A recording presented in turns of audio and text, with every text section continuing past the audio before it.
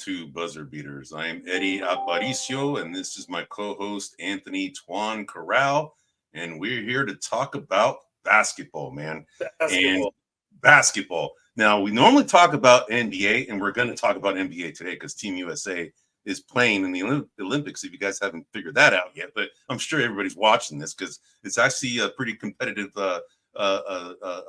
Olympic teams out there right now. But we're here going to go live. We've been doing this live for the last couple episodes. We're now to move now to Wednesday, though. We're now Wednesdays at 9 p.m. Eastern, 6 p.m. Pacific, and we are here live so that we can take your questions. Now, we recognize that the NBA season is pretty much done, but Team USA is here. We are actually going to talk about Team USA only today for the entire time, right? We might take up an hour, we might take a little bit more, but we have a lot of content to go over with you today. And again, you know, the Team USA team has played a total of 9 games, right? They had 5 exhibition games. They had 4 Olympic games. The last game was just a couple days ago against Brazil. And now they moved on to the semifinals against Serbia, which is going to be taking place on Thursday. And whoever wins that is going to go ahead and play for the gold against the winner of, I think it was France and Germany. Yeah, France and Germany. So if Team USA wins on Thursday, they're going to play the winner of France and Germany. And if they lose, which, you know, we think they're not, but you never know what can happen, right? But if they lose, they'd be playing for bronze against the loser of France and Germany on Saturday. So, and also, if I'm not mistaken, I think Germany put a pretty good butt whoop into France the first time they played. That's amazing, man. You know, and I know that the Germany played the U.S. pretty well too. I think it was the second or third game that they played in the exhibition series, and it was close. It was probably the closest game that Team USA has dealt with. But I think Team USA was kind of going through some, you know, feeling out process, right? Steve Kerr he has this really stacked team, right? And, you know, these are all really good players. And of course, there was some changes. Grant Hill made that controversial change with substituting Derek White for Kawhi Leonard. And of course, we know that Jaylen Brown was kind of hurt by that a little bit, or pissed off. He thought he should have been on there because, you know, he got the MVP of the series in the finals. But, you know, now as you kind of look back and see that decision, man, I understand why Derek White is part of that squad. I mean, that is a serious difference maker, but it won't show up in the stats, right? We're going to go ahead and talk about the game's observations. I mean, that's primarily what we're going to talk about first. Yep. Is we're going to talk about some of the general observations that we've seen in these first 9 games of Team USA in the Olympics. So I kind of opened it up a little bit there, Toine, that, you know, we started off with Team Canada, and then we ended off with Team Brazil, you know, with 7 games in between there, right? There's a total of 9 games. So I want to go ahead and ask you what your opinions are with respect to what you saw, what you observed, what things stood out, what are things that you're kind of like finding concerning, you know, anything that stands out. It's a total open conversation. And then, you know, we'll delve into the details after that. So So thanks. So my focus and most of what I watched were the actual Olympic games, right? So the South Sudan game, the Serbia game. That was a good game, man. South Sudan they're a comer, man. Like, and you know, I believe they've only been an independent country since 2011. I believe, and you know, they're just recently building this squad. I mean, there's a lot of they're an impressive team. I'll put it to you that way. Very athletic, man. Just very athletic. Like total like positionless basketball right there. Correct. Athletic, doesn't back down. You know, like a lot of that stuff. Yeah. So I watched that game. I watched the Brazil game. I watched the Puerto Rico game. You know, all very exciting. But you know, some of the observations that I've had, you know, is I've really kind of put the players into 3 categories. There's the players that have surprised me. There's the players that are doing what I thought they would do.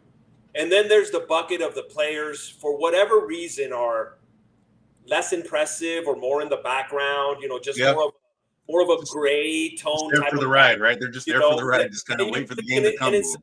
Was that? Just waiting for the game to come to them. They're just there for the ride right now. They're not asserting themselves as much. Correct.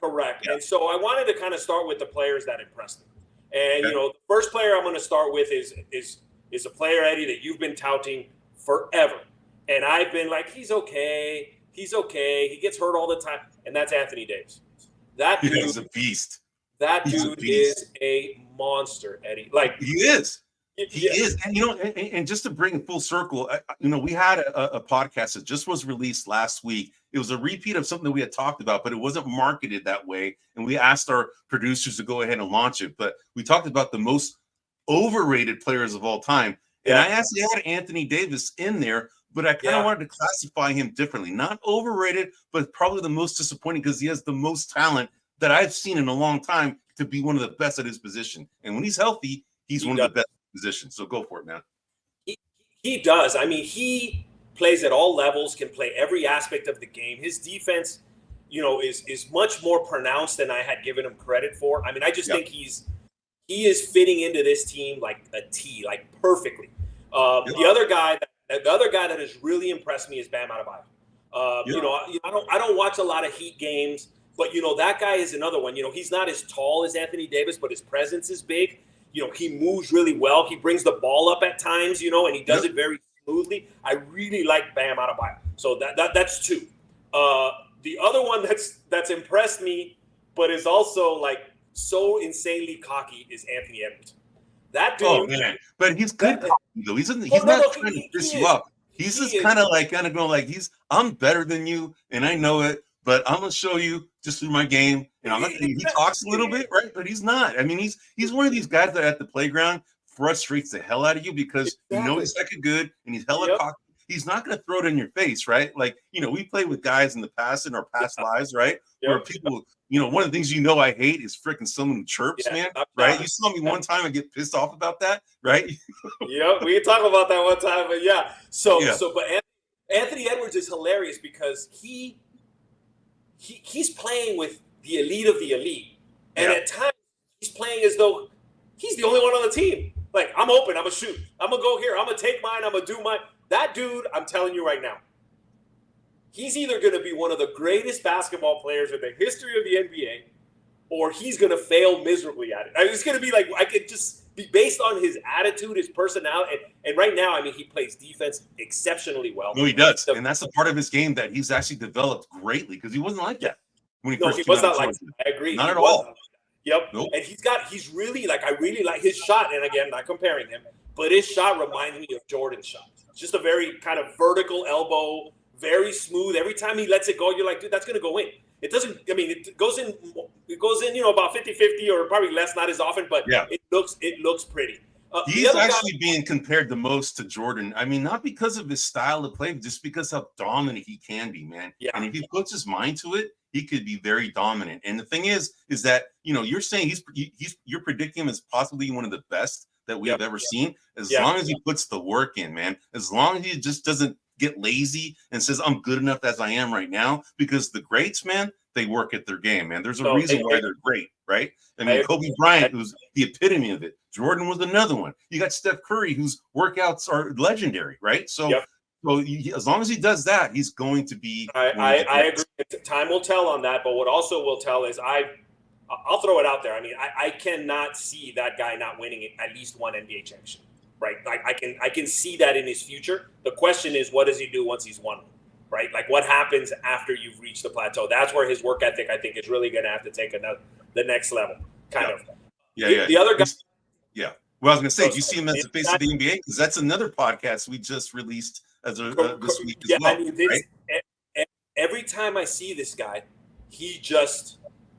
Again, he's the right level of cocky. Sometimes a little too cocky, but I don't mean that in a negative way. I just mean like, dude, you got, Durant to your right. You got, Anthony Davis to your left. Give up the ball, dude. Like it's not just you out there, And I don't want to say he's a black hole because he's not a black hole, but there's times. There's times when he's feeling it like it's about me. It's about me. It's about me. Yeah. Hold on, bro. Hold on. Yeah. Hey, real quick, because we have some listeners here right now. Hey, thanks for being on here, but we're here live, and we're live for a reason because we want to hear from you, right? So if there's any questions or commentary that you want to talk about with respect to Team USA or anything else that's basketball related, of course, please go ahead and enter a comment. Anyway, go ahead. So you mentioned Anthony Davis, Anthony Edwards, and there's no and there's no surprise, man. You're mentioning Anthony's because you're an Anthony here, man. You're mentioning two Anthony's in a row, right? You know what? Anthony, hey, we all know, man, you're an Anthony, bro, and you love Anthony, right? So go ahead. I didn't think about that. The other guy he's very limited, but the minutes that he had, I think he's made the most out of, and that's Halliburton, right? Tyrese Halliburton. Yeah.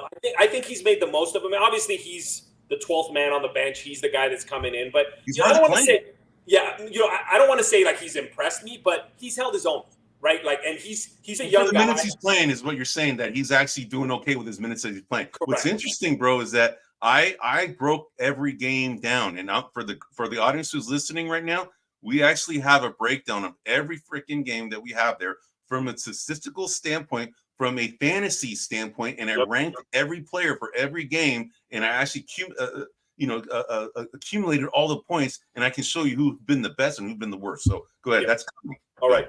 The next two is a set of guards. One I won't talk about too much because I've already talked about him a lot in the past. Jrue Holiday. Obviously, I think he's fantastic.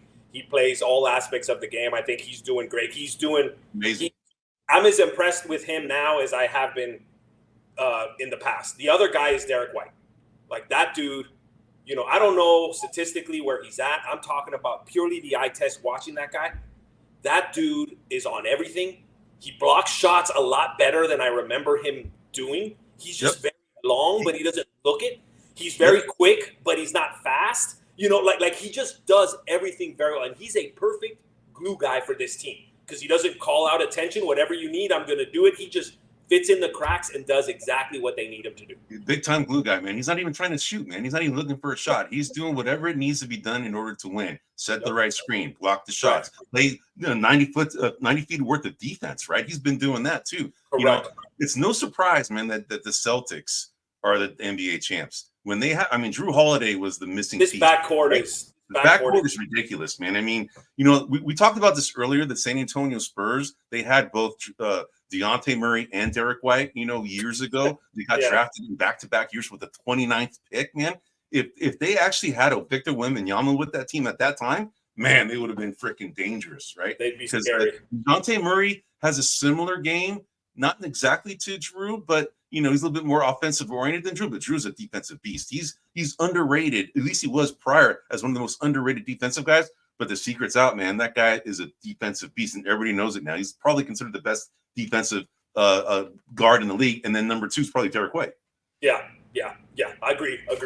All right, so those are the guys that kind of jumped out at me that I thought, hey, these are like these guys really, really are impressive.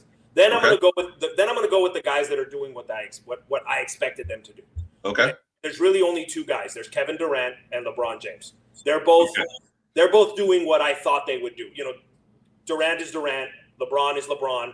LeBron is running the offense. He's doing what he needs to. He's muscling up when he has to. Durant had a hot game. I think it was against South Sudan, where he was like carrying them on their back for a while. Yep. Durant, he can get a shot whenever he wants. So those guys did everything that I thought they would do.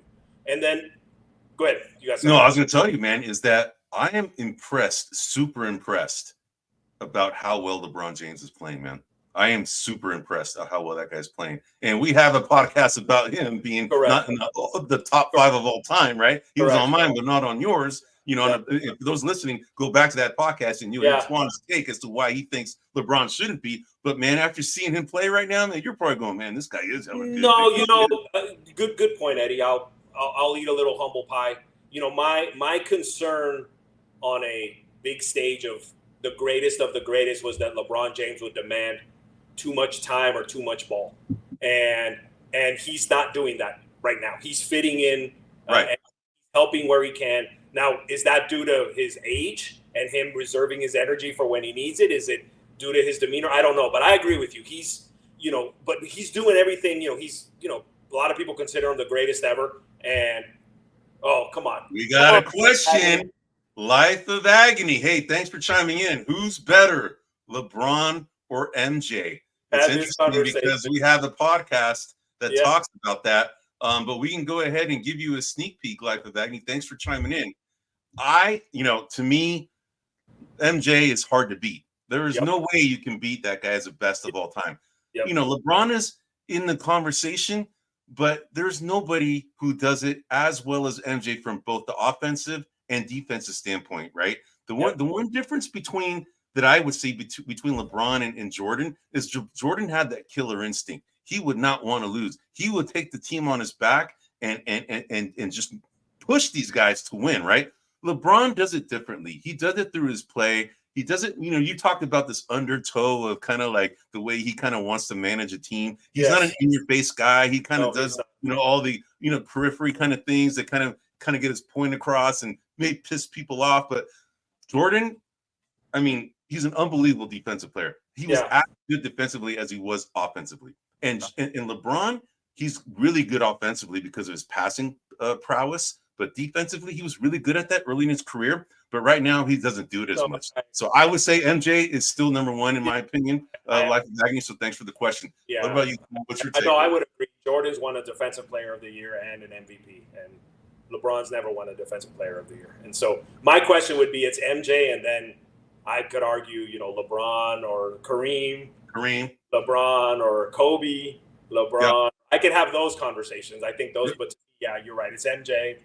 And then from there on out. Anyway, so those were the two players that I thought did what I thought they were going to do. Then we're going to go with what I call kind of the players that are either disappearing, fading in the background, not.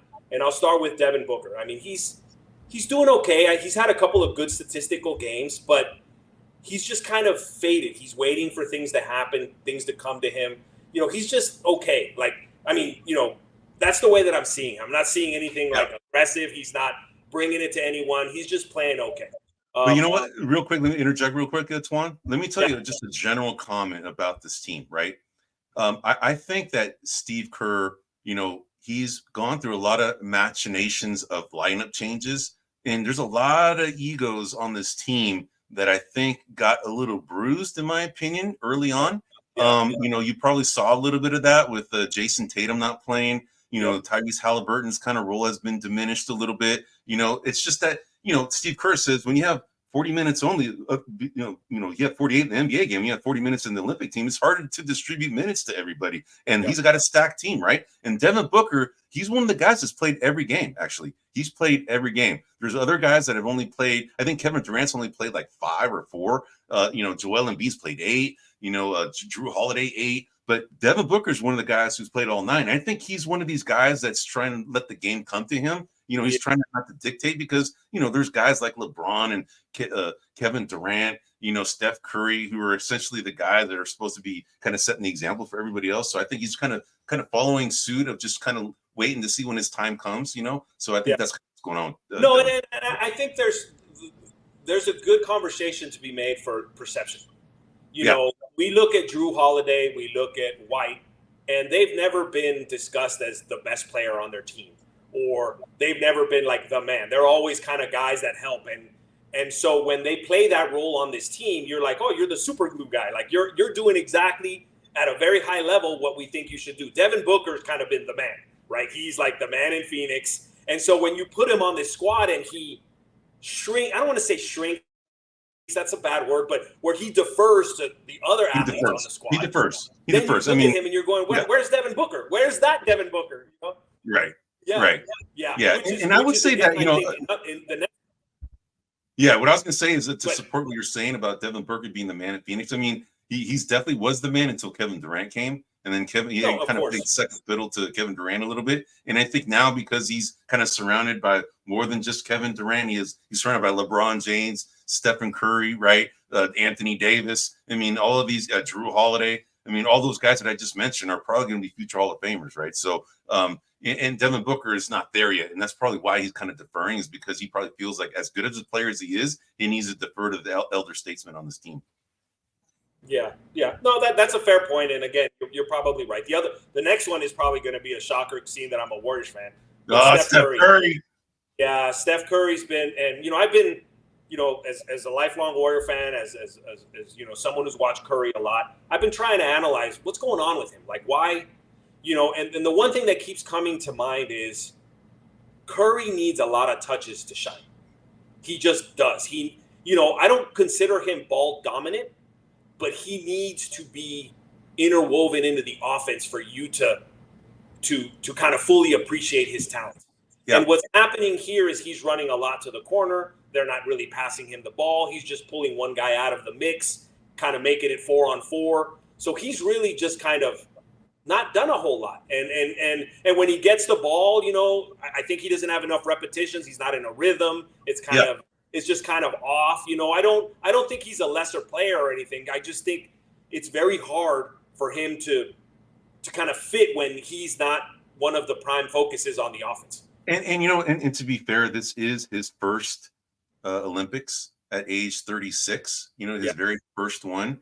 So he recognizes he's struggling. I think he's trying to do a lot of other things to help the team win. It's pretty evident that, Kerr recognizes his prowess as both an on-ball shooter as well as off-the-ball shooter, and he's just using him to move the defense around. You can see that, man. I mean, the other teams respect his prowess, even though he's struggling. They're following him closely, no matter where he goes, opening up things for everybody else, right? Yeah. So the time's going to come where he's going to show up, like we all know. Everybody knows it. It's coming. It's just a matter of when. There's only 2 more games, right? It's got to come soon, right? Yeah. But he's, we don't know why he's struggling, but I'll tell you, if Steve Kerr wasn't the coach, he'd probably be on the bench, honestly.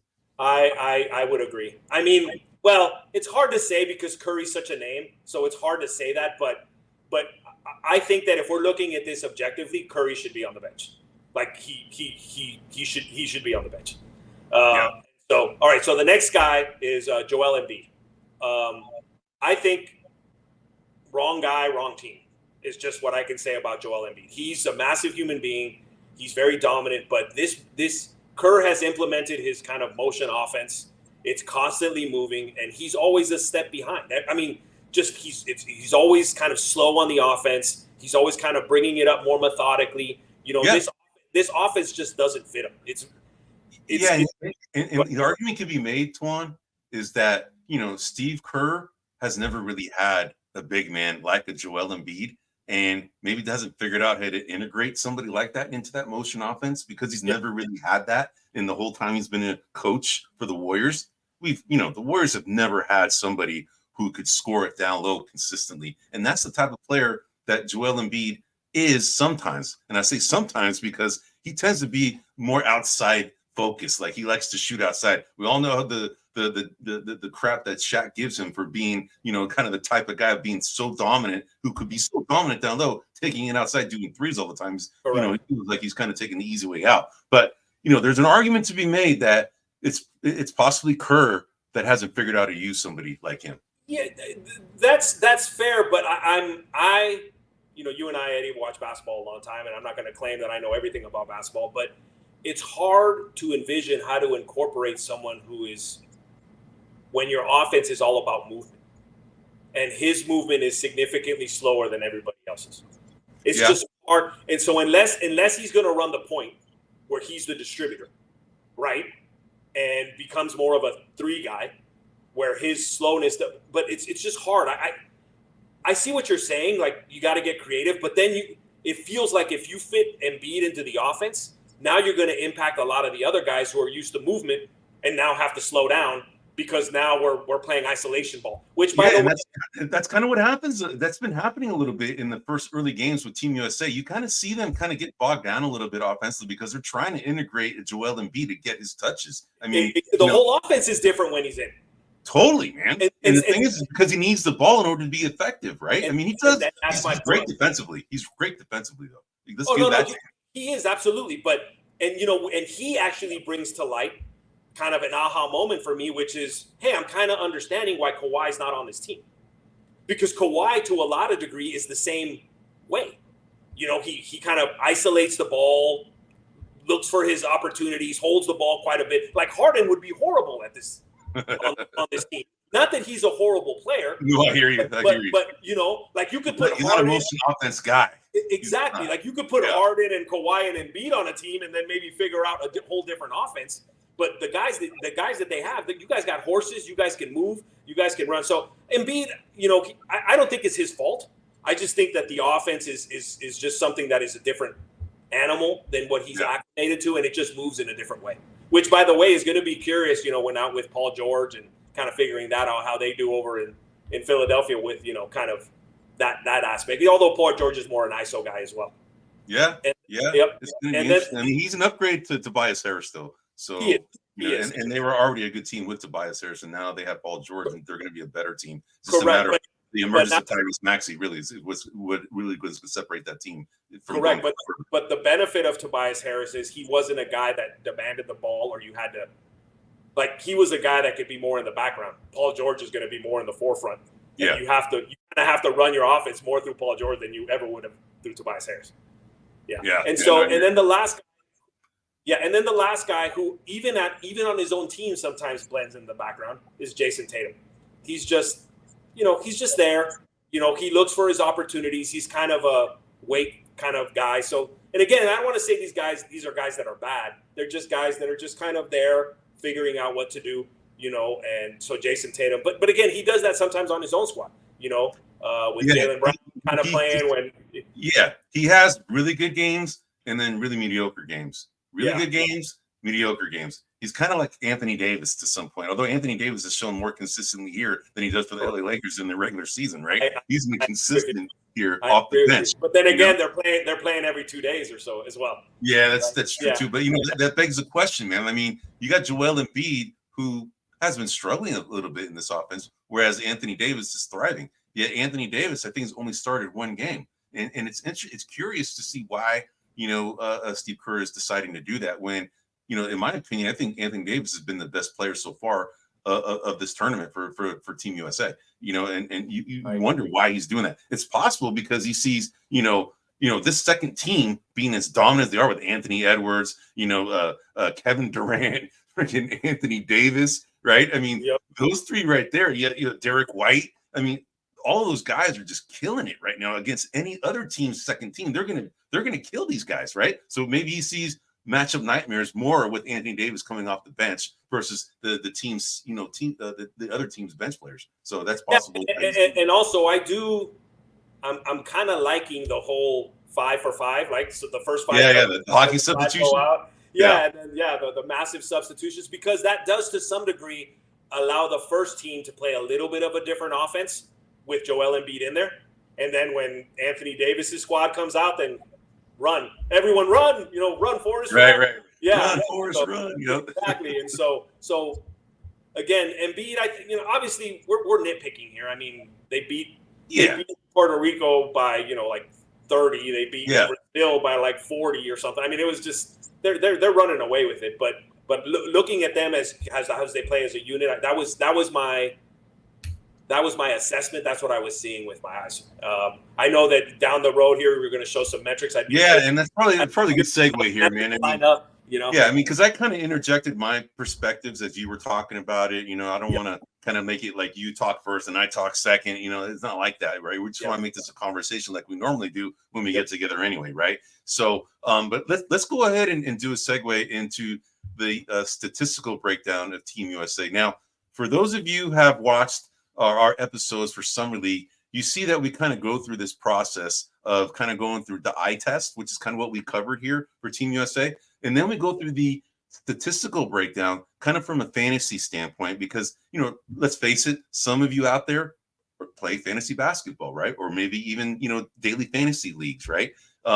You pay attention to stats to see how well a player does, both from an offensive and defensive standpoint. You kind of see how efficient the player is when they're on the court based on the minutes they play and how many stats they accumulate during that time. So we have here doing the same thing with the Team USA. So I'm going to go through the first game here, and what I want the audience to see here is I'm going to go through each game, 9 games. I'm not going to delve too much into it, but I want to kind of lay out what you're looking at here, right? So I'm going to go ahead and let me go ahead and take care of that. Banner. There's a banner there, right, Toine? Yep. Yeah. Let me hear. I'll do it. Okay. You got it? Yeah, I got it. Go ahead. You're good. Okay. So anyway, so what you see here is you're going to see everybody. The ranking is from points accumulated. Again, these are points. The point system is points. Rebounds are 1.2 points. Assists are 1.5 points. Blocks and steals are 3 points each. Turnovers are -1 points. When you add all of the stats together, and I'm showing the stats for every player that played in this game for Team USA, I rank them from the best, the highest, to the lowest. And the ones that are bolded are the starters. So you know what you're looking at right now, right? So you will see, as we pointed out already, Anthony Davis, you pointed him out as one of the most impressive guys that you've seen so far, and the stats are not lying here, man. Yeah. I mean, look at that, 43.2 points, and did that in 19 minutes, man. I mean, that's crazy. Look at that points per minute. It's 2.27. So it begs the question, why is he not starting? There's probably a reason. Hey, they're winning, right? Let's not go ahead and just, peel the onion too much. But they're winning. But, I mean, they need more of this guy on the floor, man, if they want to really take it out. But he wants to balance the team and spread the minutes. I get it. Okay, the second guy here, Tyrese Halliburton. He hasn't really played much since this game. This is his best output, right? It's interesting that he had the second best statistical game in Game 1 against Team USA against Canada, and they won. And then you see Tyrese Halliburton being the second best, followed by Jrue Holiday, LeBron James, all the way down to the worst being Joel Embiid. Interesting, right? Yeah. You can see out of the starters, Devin Booker and Joel Embiid were near the bottom after the first game. Bam Adebayo being one of the bottom ones as far as the players coming off the bench. All right. Then we go to the second game against Australia. Who's at the top again? Anthony Davis. And again, the guys that are bolded are the players that are starters. And you can see that they made a change here. They started Jason Tatum now and Anthony Edwards. The main constants have been Joel Embiid, LeBron James, and Stephen Curry, all three of the first exhibition games. But you can see Anthony Davis being the best guy, and then all of a sudden here, Anthony Edwards being the guy that we all talked about. He can be 26.8 points, right? But you can see the points per minute that Anthony Davis put up. First game, you put 2.27. Second game, he puts 2.29. It's incredible. Better. And then, and it's pretty consistent. And Eddie, in less minutes. In 18 minutes, right. Yeah, yeah. And then you see Joel Embiid, right? He moved up. He was near the bottom. Now he's the fourth best. Jason Tatum, he started getting more, he started after he didn't really play that much in that first game. Then he got 17.3 points. So, you can see that the point distribution is pretty balanced after the top three. But Anthony Davis is dominating. Let's go to the game number 3. Who's at the top again? Anthony Davis. That's 3 games in a row being the best. And look at his points per minute, 1.95 minutes. And he had only 16 minutes, right? Yep, he keeps losing minutes. It's crazy. It's crazy. Like, you got it. That the coaching staff is doing similar things. They probably have their own system to figure out how efficient a player is, right? Correct. Because we all know that we're in this system of just analytics, right? Analytics is dominating sports right now. And there's a reason why it's dominating, because it actually proves out that, some of these things really play out like they should, like you anticipate. So you can see here at the very bottom is Devin Booker. He didn't start. Derek White, this is his first game he got integrated. And look, no one to be seen here is Kevin Durant, because he didn't play until I think game 5 or 6. So let's keep going. Game 4 against South Sudan. This was the hardest game that the Team USA team had to deal with in the exhibition games. I believe they won by 1 point, if I'm not mistaken. Yeah. Say it again, Toine? I believe they won by 1 point. Yeah, they barely won. 1 to 100. They barely squeezed it. Barely won. And look at the 2 LA Lakers carried the team. Anthony Davis being number 1, LeBron James being number 2, right? And then from there, it just kind of tapered off. Tyrese Halliburton, you're starting to see his minutes kind of go completely diminished. Derek White gets integrated. But the worst out of the starters was Devin Booker. And he was like that as well. Well, he actually was at the bottom in game 3 against Serbia. And then game 4 against Sudan, he's at number 8, right? So keep going. Let's go to against Germany. Oh, now we see Joel Embiid be integrated, right? And Joel Embiid was the top point getter at 37.1 points 37.1 points total fantasy points. LeBron James being number 2. Look at Anthony Davis, 14 minutes, man, 25.4 points. Look at that points per minute. Still one of the best on the team. But then you see Jrue Holiday. Jrue Holiday, like 12 minutes. Look at that stat line, man, in 12 minutes. That's uber efficient, man. That's crazy how that is, right? And then, you see Stephen Curry, being one of the lower guys in the starting 5, being efficient, but that's one of his better games at 22.6. And again, Devin Booker near the bottom, right? Let's go to game 6 against, this is Serbia. This is group play. Now this is the first game in the Olympics. This is when LeBron James really started showing up once the group play started. You see 39.9 points as being the top one. And then you see Joel Embiid all the way down near the bottom, and Stephen Curry always being kind of like a second to last as far as the starters go. Again, bolded are the starters, the non-bolded are the bench players. And then you see Kevin Durant. This is when he first came back. His first game was the first game in group play against Serbia, and he was the fourth best player in 17 minutes, scored 24.2 points. So you can see, man, it's interesting these statistics, how they kind of shows kind of supporting what you're talking about some of the players that really stood out. What's interesting, you point out Derek White, right? Derek White is just doing all the dirty work. He's always near the bottom, right? Always near the bottom, but he's doing all the stuff that really stands out from an eye test standpoint to win games, right? So this process that we're going through from a statistics standpoint doesn't necessarily only paint the picture, right? Because Derek White has been standing out. Jrue Holiday has been standing out, right? From a defensive standpoint. All right, now we go to South Sudan, the second game against South Sudan. And this Anthony Davis, again, is near the top, but Bam Adebayo, as a bench player, scored the most points, 34.9 points, gave him the best 1.66 points per minute of all the players. And then you can see Kevin Durant being integrated. He's the third best. He's another bench player. But you can see right here, out of the top 5 players, 3 of them were coming off the bench. And in my opinion, Toine, the bench has definitely solidified this team. This is the reason why they're winning, man, is because of the bench, in my opinion. So we'll keep going. And by the way, if you have any questions, or just interject, right? Whenever you need. Yeah. So, all right. So then we only have 2 more to cover, and then we'll go through the entire summary for all games here. All right. So then we have against Puerto Rico. Now, they killed this team. Poor Puerto Rico, man. I mean, they really didn't have a chance, right? But, Anthony Edwards, this is his coming out party. This is when he really showed up. This was his coming out party. And you can see 2.24 points. That's Anthony Davis territory right there, right? I mean, for a guard to be doing that, I mean, that's a stat line right there in 17 minutes. Look at that stat line in 17 minutes, man. That's crazy. Yeah, he was feeling himself in this game. Say that again? I said he was feeling himself in this game. Oh, yeah. That's when you start seeing the cockiness come on. I like it, man. I don't mind it. But look at you mentioned this out, man. Stephen Curry near the bottom again, right? Yep. And then you got Devin Booker near the bottom again. Derek White still near the bottom, but he's making impact plays. And then you see that Jrue Holiday. This is one of the games that he actually took off. He didn't get to play here, so even with Jrue Holiday not there, you got Tyrese Halliburton still not there. What's interesting, in my opinion, Stephen Curry is completely being used to isolate a defender or more than one defender, because even he's not bringing up the ball hardly ever. He's not initiating he's very rarely initiating the offense. When LeBron James is there, he's doing it, I would say, 50 to 60% of the time, and then the other 40% is being done by a bevy of players. Jrue Holiday, Bam Adebayo, like there's just different people. So Steph Curry, I mean, they're not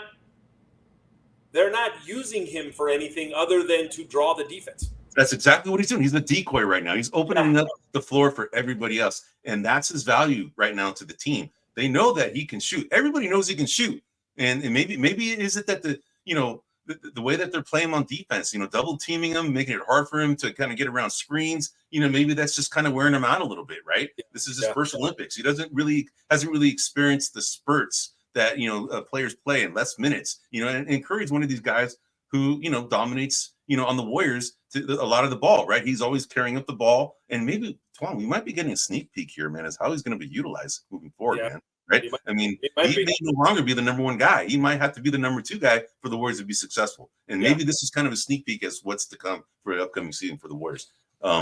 So, all right. So then the last game, this is the game that just happened 2 nights ago, or yesterday, against Brazil. So now we're in the single elimination. And guess who's at the top again? Mr. Anthony Davis. LeBron James being number 2. I mean, these Laker guys, they're playing well, man. I mean, you can see why, a lot of people were kind of disappointed in the Lakers not going further than they should have, because they had a pretty stacked team more than the year before that, even when they were the champions in 2020, and they haven't really gone that far. Therefore, they're changing the coach, right? So we shall see, But Eddie, I mean, obviously, we have to. No one's ever really questioned their talent level, but the fact that they're doing so well is because, at least Anthony Davis, we could argue, is the most talented player on this team. But when he plays with the Lakers, they double team him. They do things that these teams can't do. Anthony Davis, for the most part, is one-on-one. you know, who are you going to pull off of? You know, whoever you pull off of, he's going to get the ball to, and then they're going to score. So that's another reason that they're doing so well is because. But when they go back to the Lakers, you know, their perimeter shooting has been questionable for a while now. Yeah, it's true. It's true. That is true. They can solely focus on their interior game. Yeah, that's a good observation. You're right, Toine. That's a good observation. Yeah, because they don't have the shooters that on the Lakers like they do on Team USA. You know, you have Devin Booker, you have Kevin Durant, you have Stephen Curry, even though he has not really showed up yet. But even Derek White, when Derek White goes, he doesn't take them off him, but when he shoots them, they go in. Yeah, he does. You're right. Yeah. So anyway, I broke down every game, right? So this is the cumulative of all the games, all right? So of all the games played, and I kind of put next to each of the players, you know, how many games they played. And you can see Anthony Davis was the number one guy at 293.1 points. And you can see the points per game, the parentheses next to it, that means where they're ranked as far as points per game. So Anthony Davis is number one, LeBron James being number two at total points as well as points per game, and then Anthony Edwards being again the third in points per game. The fourth guy is where it deviates. This is where you start seeing, okay, he had 172.2 points, Bam Adebayo in 9 games. That gives him a 19.1 points per game. That's 7. So that's, you know, even at the most points, he's 7th points per game. But it's the total games, 9 games. That's why he caught up a lot of points because he has more games than other players. But you can see Kevin Durant, right, being the 4th guy. He only played in 4 games, but scored 96.7 points, being the 10th best out of all the players that have played in Team USA. And then you can see at the very, very bottom, Tyrese Halliburton. He only had that one game where he scored 30 points in that one game, and then 6 games after that, he scored 30 points total. That's 5 points per game, right? I mean, unfortunately, he's just kind of thinking, you know, he's just, you know, has to kind of swallow his pride a little bit. There's other players that are better than him on this team, and he you know, he's going to be in future Olympic Games. So that's kind of, you know, he just has to deal with it, man. Any other any observations? Real quick, that third column is being blocked by our Grumblings. What's that third column's header say? Oh, yes, thank you, man. It's points per game. And then what's Anthony Davis's points? 32.6 points. Okay, so he was number 1.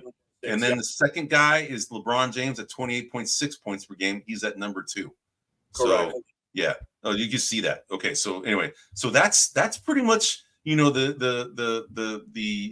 breakdown of all of the statistical breakdown of each player of Team USA through all 9 games, and we're gonna see what happens. I'll accumulate the last 2 games as part of this for, you know, when we have the next podcast, just as a kind of to kind of finish up this whole conversation of Team USA. Hopefully it'll be gold by Saturday, right? But you know, but the next thing I wanted to kind of talk about, Toine, is this team, man. Okay, there's been a lot of comparisons about this being like probably a deeper team than the original Dream Team of Team USA, and I kind of found that a little laughable, honestly, man. Yeah. And I can understand why there's that conversation, but man, there is no way. And what I wanted to show here, man, is a side-by-side comparison of the players. Okay, so you can see here, what I tried to do here is show, okay, you have the original Dream Team. I started out with Christian Laettner. He was the only player from college on this team. And at that time, they always had some kind of college player go with, you know, the original, the professional teams. Before that, it was all college players, right? Before that, it was all college players. But when they started this Dream Team, they kept some of that old legacy of having, you know, the best of the college player be on the Dream Team, right? So Christian Laettner was the only one here. But if you look at everybody else after that, David Robinson, Patrick Ewing, Larry Bird, Scottie Pippen, Michael Jordan, Clyde Drexler, all the way down to Magic Johnson, man, this is the who's who of the Hall of Fame, man. I mean, it's kind of ludicrous that you want to compare, you know, this team, you know, the current Olympic team to the Dream Team, in my opinion, right? But you can see. So good. The one thing I do want to note here is I saw a statistic, and I don't know if I'm capturing this right, so someone can course correct me here in the comments if I'm not. But the 2024 Olympic team is facing 27 NBA players. 27 NBA players in the entire Olympics, you mean? Correct. So there's 78 total. Huh? There's 78 total. Correct, but I guess what they're against the teams that they're playing 27 NBA players, like NBA caliber or NBA players that are in the league, while the Dream Team didn't face any. Oh! I know what you're saying. Yeah, but the number's bigger than 27. The point I was trying to make, that I think there's a total of 78 players from the NBA that are in this Olympics right now. But yeah, your point is well taken. So that makes that only reinforces my point even more, right? Yeah. The competition that these guys are facing, one would argue, is very much tougher than the conversation. And again, if we want to compare, like Larry Bird, by the time the Dream Team came, he was pretty much done. He was hurting, man. He was done. Correct. Leitner didn't even play. Wasn't Magic Johnson after his HIV announcement? Yes. So Magic Johnson was clearly kind of past his prime. So there's some conversations that can be made, but in terms of name recognition, I'm not going to argue with you, but I think that, I think we can go down and kind of start to kind of hammer out one versus the other. Like Bam Adebayo is obviously better than Christian Laettner. Yeah, right? and by the way, before you even get there, what I try to do is trying to line it up, right, to the like player, right? That's what I tried to do, but it kind of got lost after Karl Malone, right? Because this team is a lot bigger, right? You got Karl Malone, Chris Smullen, Charles Barkley, Magic Johnson. I mean, they're all way bigger than the guys near the bottom. So go ahead. I just wanted to kind of lay that out. Yeah. So what I'm saying is, as we're looking at this list, I mean, there's clear winners on one side, there's clear winners on the other side, and then there's kind of this mumbo jumbo. But again, to your point, obviously the reason the column on the right is smaller is because it's a different type of basketball now than the time when the column on the left was playing. When the column on the left, the original Dream Team was playing, it was all big. There was very minimal 3-point. Yeah, you're right. You're seeing the transgression or the transformation of the game, right? It became smaller. Small ball kind of dominated later in the years, whereas early years, 90s, 80s, 70s, 80s, 90s, it was all big man dominant, right? Yeah, you're right. Yeah, so, and you go down the 2024 Olympic team, and any of those guys, let me do just a quick check. Any of those guys will shoot a 3-pointer on you. Any of them. Yeah, on the 2024 team. Yes. And you go down the right, the left side, the Dream Team. Dude, David Robinson ain't shooting no 3-pointer. Patrick Ewing ain't shooting a 3-pointer. Karl Malone ain't shooting anything, right? Yeah. I mean, it's essentially Chris Mullin, John Stockton, Larry Bird, and an occasional Michael Jordan, and an occasional Charles Barkley, and an occasional Magic Johnson. Correct. That's it. Yeah. Correct. So I would agree with you that if we played in the Dream Team's time, I think they would own the 2024 team. But if we played under current rules, I'm thinking that the 2024 team is probably going to run away with it. It depends, man. It depends. So it really comes down to defensively. Like if you look at the team, the original Dream Team. Correct. Okay. Who here was dominant defensively? Honestly, it's probably maybe 3 or 4 of them that were dominant. You have Michael Jordan, you have Scottie Pippen, you have Patrick Ewing when he wanted to, and David Robinson after that. John Stockton. But again, but I want to be clear. Yeah. David Robinson and Patrick Ewing, their defensive. Yeah, it's down low. It's not like. Well, it's not only down low, it's at blocking shots. Solely at blocking shots.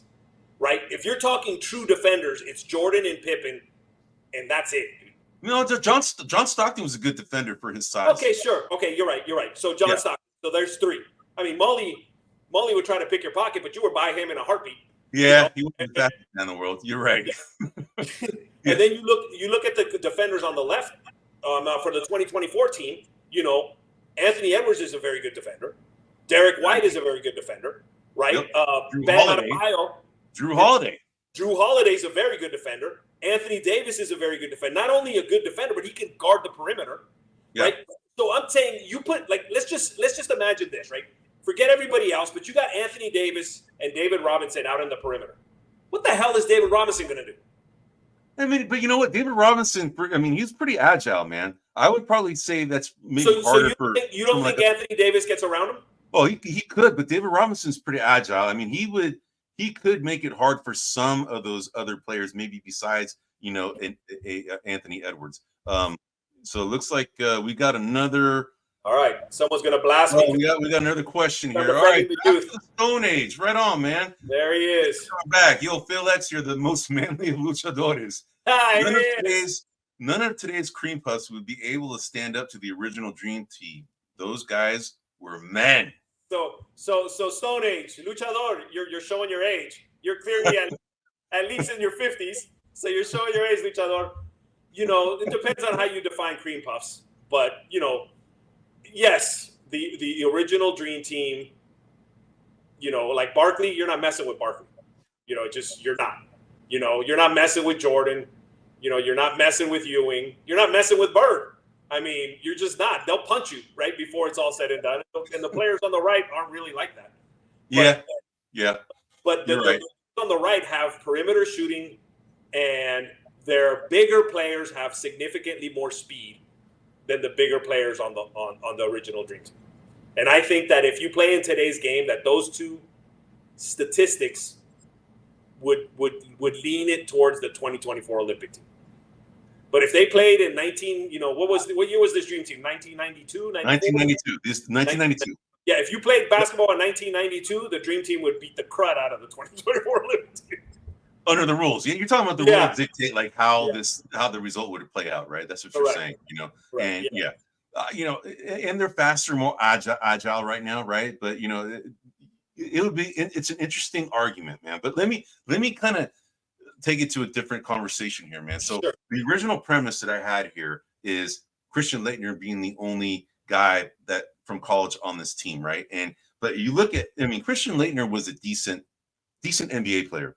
He wasn't like where he was projected to be, because he's actually considered one of the best college basketball players of all time out of Duke. He had a hell of a college career, man. And but yet it didn't really translate very well into the NBA. It's kind of like the way Don McClain, remember at UCLA, he was like actually considered one of the best scoring players at that time out of UCLA. I think he might have had the scoring record at UCLA, surpassed Abdul-Jabbar, but I think Abdul-Jabbar didn't play as many years. So, but Don McClain, same thing. He came to the NBA, didn't really play well. So Christian Laettner's from that mold. But Christian Laettner at the time was like a beast of a college player. Again, didn't translate. But if you look at everybody else on the original Dream Team, Hall of Famers, right? All of them, right? So if we go to the right, and let's go ahead and figure out, who do you think is Hall of Fame? Who do you think is going to make it into the Hall of Fame? So, do you think Bam Adebayo is on the trajectory to be a Hall of Famer? I think he's borderline. Okay, I would say the same thing. He needs a championship to be there, in my opinion. Right now, all these guys, on the left, David Robinson, championship. Patrick Ewing, no. Larry Bird, yes. Scottie Pippen, yes. Michael Jordan, yes. Clyde Drexler, yes. Karl Malone, no. Stockton, no. Mullen, no. Charles Barkley, no. Magic Johnson, yes.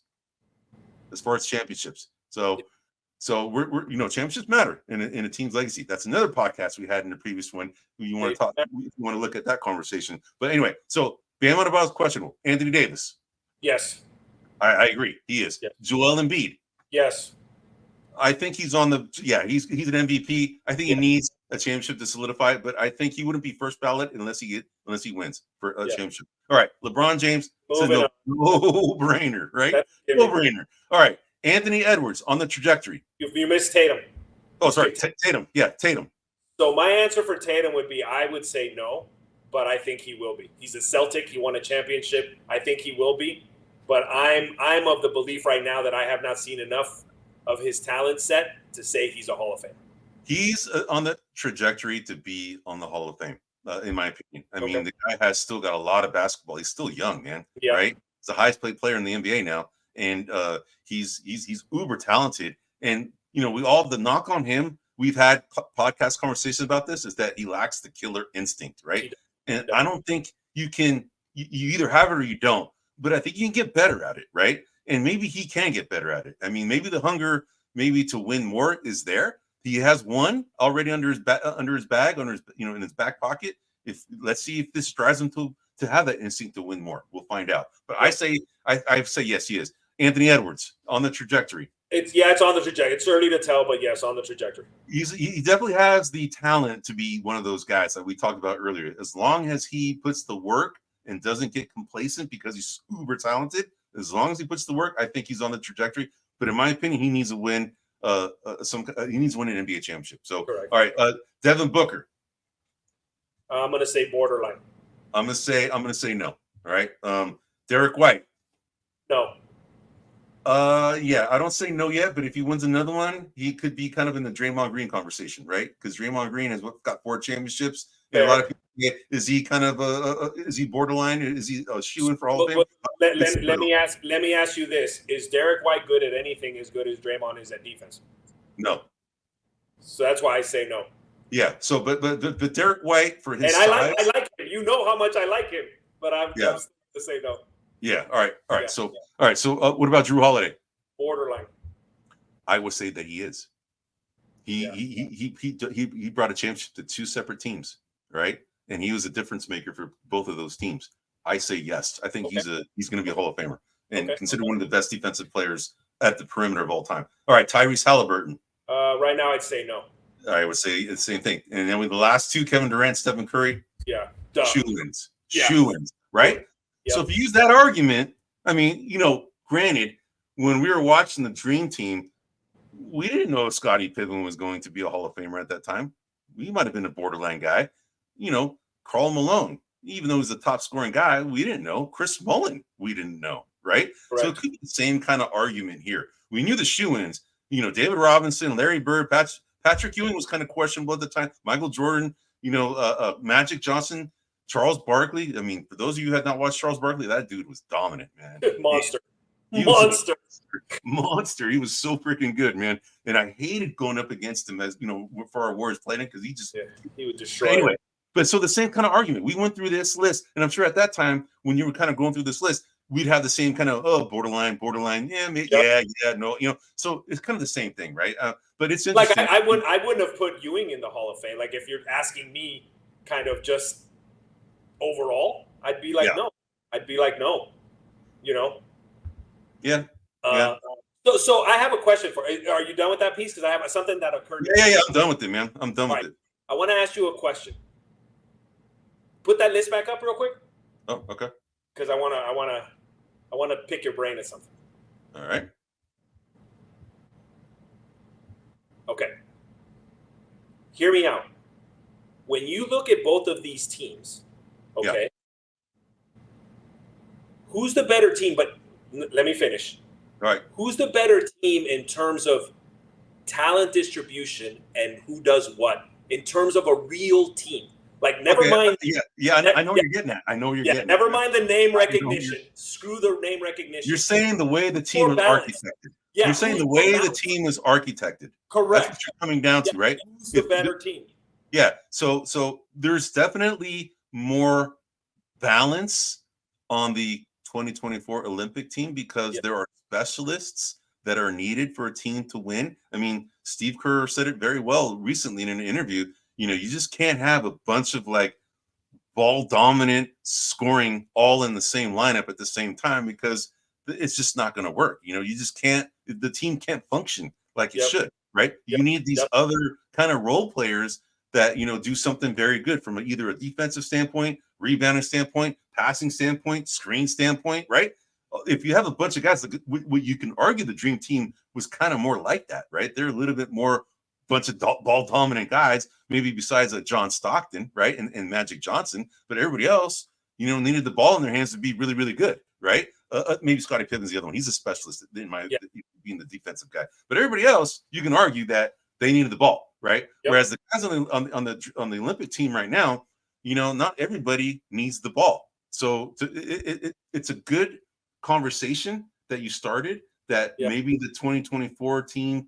Olympic team is better architected than the original Dream Team. Yes, I still think the original Dream Team, just because of those players are freaking all Hall of Famers, man.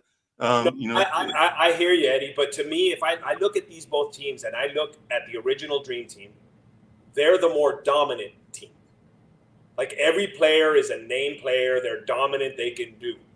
But the biggest question I have, and if you remember, one of their first practices, they went up against a bunch of college players, a bunch of kind of big name college players, and they lost. Yeah. One of their first practices, those college players beat them. And then they came back, got their act together, and kind of went on. But what I remember when I'm watching the Dream Team play team after team after team, I remember thinking this is like an all-star game. Like, where they're just going straight to the lane and dunking on people and just destroying people. But when I watch the 2024, they look like a team. You're right. You're right. Team play. Yeah, you're right. Yeah, I know what you're getting at, man. It's an argument to be made. I mean, hopefully this starts a conversation, in the comments section once this podcast re-airs tomorrow, right? But my cousin Jose, man, Luis, hey, thanks for listening in, Luis, my elder statesman and my cousin. An awesome topic today, gentlemen. Right on. Appreciate it. Thanks for listening, Jose. Appreciate it. I don't call him Jose. It's Luis. He's much better looking than you, by the way. Oh man, come on, man. Come on, man. So my question with the original Dream Team is, how do they play once they can't be as dominant as they're acclimated to? When they actually have to be a team.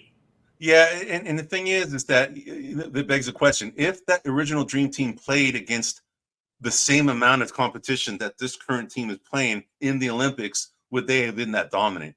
Yeah. I would say probably not, but they'd still win the gold. Yeah. Right? I mean, they're Hall of Famers. Yeah. They're all. I mean, just talent alone. Their talent alone would win them games. And I would say the same argument applies here with this current Olympic team: is that the talent alone is going to win them games. Their backup start. Their bench players. They're 5 players off the bench would probably win the gold. Honestly, if they had just the scrubs coming off the bench.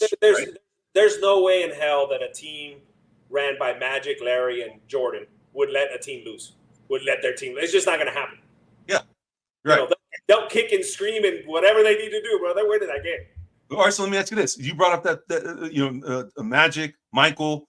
All right, who has that kind of like, hey man, we're not going to lose here, man. On the Warriors? I mean, on this Olympic team, man. Who is like that? Anthony Edwards. Probably the only one, but I don't think he does it the same. Yep, and he's so young that right now that influence isn't big enough. Yeah, like I think he'll become more that as his career goes on, and in a couple of years. But yeah, I look at after that, and again, somebody was saying cream puffs or something. Earlier there was a comment, and that was back to the Stone Age. Phil X, baby. You look at them, and I don't see anybody standing up to Barkley. I don't see anybody, standing up to Ewing when he's in. I don't see anybody standing up to Jordan when he's in their face. They're just, most of them are going to be like, come on, man, moving on. Yeah. Yeah, I agree, man. Yeah. I agree. Yeah. I agree, man.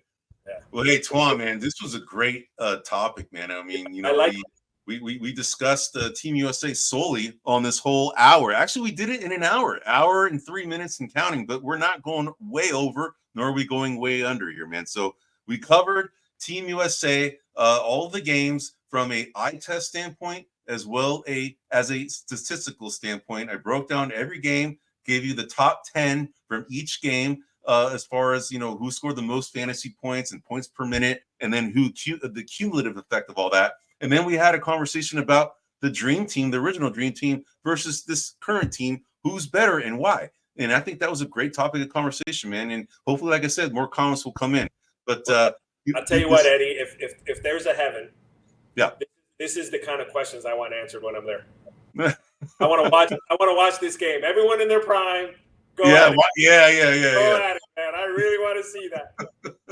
No, I hear you, man. So, all right. Well, hey, we're going to go ahead and sign off here. This is Buzzer Beaters. Again, this is a grumblingsmedia.com property. Buzzer Beaters. You can find us on Pandora, YouTube, X, Facebook, pretty much any outlet that you have for podcasts. You can find Buzzer Beaters. Just remember to call out Grumblings Media call name anytime you go into YouTube or X or Rumble. So anyway, thanks the audience for listening, and thanks for the questions. We're going to come back here again, probably not in 2 weeks. Unfortunately, I have to take my daughter to college. She's going to college in 2 weeks, and this is my only kid, man. It's gonna be total waterworks.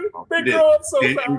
We're staying there for about a week and a little bit, almost 9 or 10 days. So the likelihood of us having a podcast in 2 weeks is probably pretty slim, but we're going to probably have it 2 weeks after that, which would be taking us into the first week of September. Is probably when we're going to have our next podcast, and we're going to probably talk about some of the potential trades that have happened. And we know that Lauri Markkanen didn't get traded.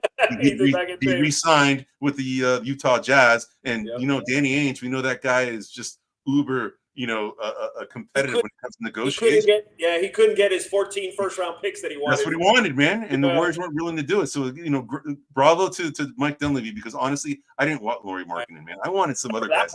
Not for that price. Not for that price, man. Yeah, not for that. They wanted Podziemski, man. And I'm like, no, man. Podziemski's good. He's going to be a good player, man. So, but anyway, we're going to talk a little bit about probably some of the more off-season things. And I had mentioned in the previous podcast, we might start talking about the WNBA. I had a friend of mine who played basketball, female basketball player who could have played it in the WNBA.